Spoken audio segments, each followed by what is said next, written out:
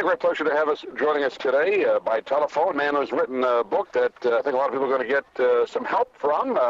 We all suffer from types of fear throughout our lives, and the book is called Be Fearless, Change Your Life in 28 Days. We're joined by psychotherapist Jonathan Alpert today from the great city of New York. Jonathan, thanks for joining us. How are you?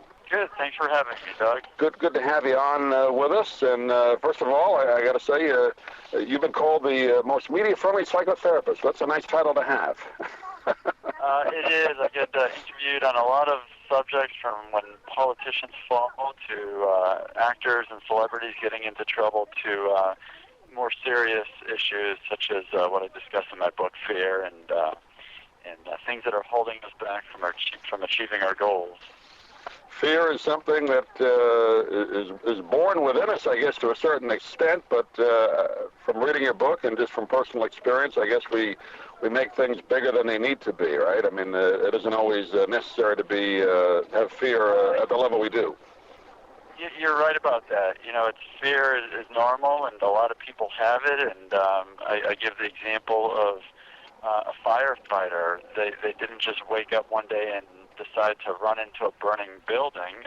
They had to learn how to do it. They went to training to learn how to do that. But someone like us would probably be scared to run into a burning building. But when you learn how to do it, when you learn how to handle the situation, you reduce the fear. So whatever it might be, if it's a goal that you want to achieve, if it's pursuing a certain career or getting in shape or whatever it might be, at first it might seem daunting and unachievable, but then when you come up with a smart plan, like I have in my book, Be Fearless, you're able to do it with much more ease.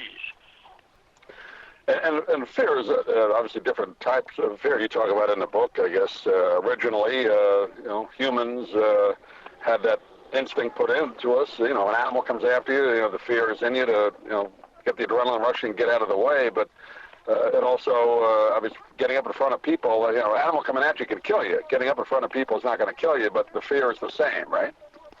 Yeah, well, no one's ever died from giving a public speech. No one's died from the anxiety that comes from it. I'm sure there's been people who have been attacked or shot, but you're right. It comes from, it's programmed into us, and it goes back thousands of years when we need it to be vigilant. We need it to be hyper alert.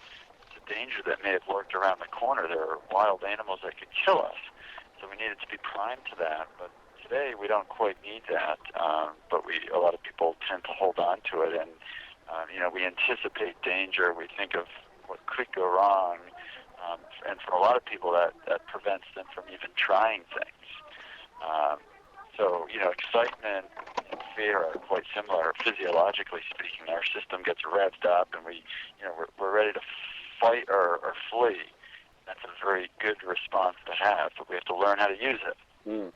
Well, why do you think, it seems to me, maybe a lot of it's media-driven, I don't know, that there's more people, afraid or of things today than in the past. Is that accurate, or does it just seem that way? There are a lot of things to be concerned about. The economy is not doing so well. There's the ever-present threat of terrorism. The political landscape is often stressful, so there are a lot of things to be concerned about. And there are some things that we can control, and there are other things that are beyond our control. And I find that when people focus on the things that are within their control, and when they realize that there are many things within their control, then they're going to feel a whole lot better. And in the book, Be Fearless, I talked about how to do that, how to gain control over things that perhaps seem like they're beyond your control. Give some tips. Obviously, it's a 28-day plan that you kind of lay out in your book, but give a capsule version if you could. Well, what's the first thing to do if you're afraid of doing something? So the book, the first few chapters talk about what fearful people do. So it talks about what makes someone fearful, and then I get into the qualities of a fearless person. And then we get into sort of the heart of the book, which is the 5-step plan. And the first step is to define the goal or the dream.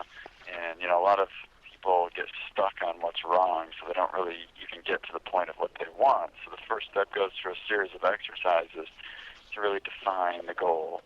And then the second step is called break your fear pattern, and this is where we get into what stops people from pursuing their goals or their dreams, and we work through those in a systematic way. And then the third step is to rewrite the self-talk, the inner narrative. You know, we tend to speak negatively to ourselves. So I give the example of, say, Michael Jordan. If every time he got the ball, he thought, I'm no good, I'm out of shape, I'll never make this basket, how do you think he would have done? Mm-hmm. Probably not as good as he did in his career. So step 3 really teaches people how to rewrite that inner narrative and make it much more motivating and encouraging. And then step 4 is to eliminate the fear response. So that's where I teach readers how to calm down some of the physiology, some of that anxiety that usually comes with fear. And then finally, step 5 is live your dream and achieve your goal, and that's where we craft what's called a fearless action plan and actually embark on the goal, on the dream. Yeah, I think it's a very abbreviated version of the 5 steps. No, that's true. I think you make a good point, too. You talk about Michael Jordan, other athletes I've heard of, Bill Russell, great basketball player. I mean, he would literally, throw up before every game. I mean, having those kind of feelings of anxiety is a good thing in a sense. I mean, if you totally eliminated that, then you probably wouldn't be as sharp in whatever you're going to do, right? So, I mean, that's normal to have those kind of feelings. It's getting past them, right? You don't want to eliminate them. Right, and in my book I talk about Barbara Streisand. She gave a performance in Central Park, and it was very anxious and didn't do so well. And after that, she avoided public performances for quite some time, but then she was finally able to face her fear, and I think she was quoted as saying it wasn't as bad as she thought. And that's usually the case when I see patients. They always tell me, oh, that wasn't as bad as I thought. So it's the anticipation that's much worse than the reality. You wonder why human beings that is. I mean, you may have, a parent that tells, oh, be careful. I mean, you can grow up in a certain household where maybe you're told don't touch that, or you get a fearful, I guess that kind of instills in your mind. But you wonder why that is. Animals aren't afraid. It's only people. Well, it's a learned response. And if you have a parent who is afraid of heights or elevators, and every time she gets near an elevator, or he, gets tense or tells the child, oh my God, I'm so nervous, then the child will learn that response as well.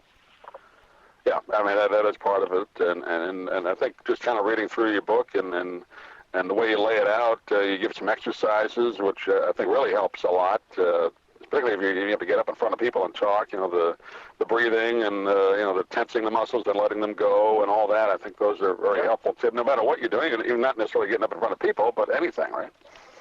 Yeah, there are a lot of exercises in there to combat the stress. And, if you have a stressful job, and people aren't even aware of how it's manifesting, but a lot of times at the end of the day, people feel their neck hurts, their back hurts, and they're just really tense.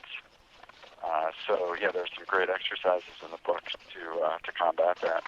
Well, the name of the book is called Be Fearless, Change Your Life in 28 Days. We've been talking with Jonathan Alpert today. And Jonathan, give out a website. People get a hold of the book or get a hold of you if they like. Sure. My website is jonathanalpert.com, and I'm also on Twitter and Facebook, and the book is found at all Barnes & Noble, or could be found on Amazon.com as well. And I'm sure everybody out there deals with this topic, so thank you for writing the book. I speak for everybody that's going to read the book. Well, I appreciate your time, Doug. Thanks a lot. Good, thanks. Good talking to you.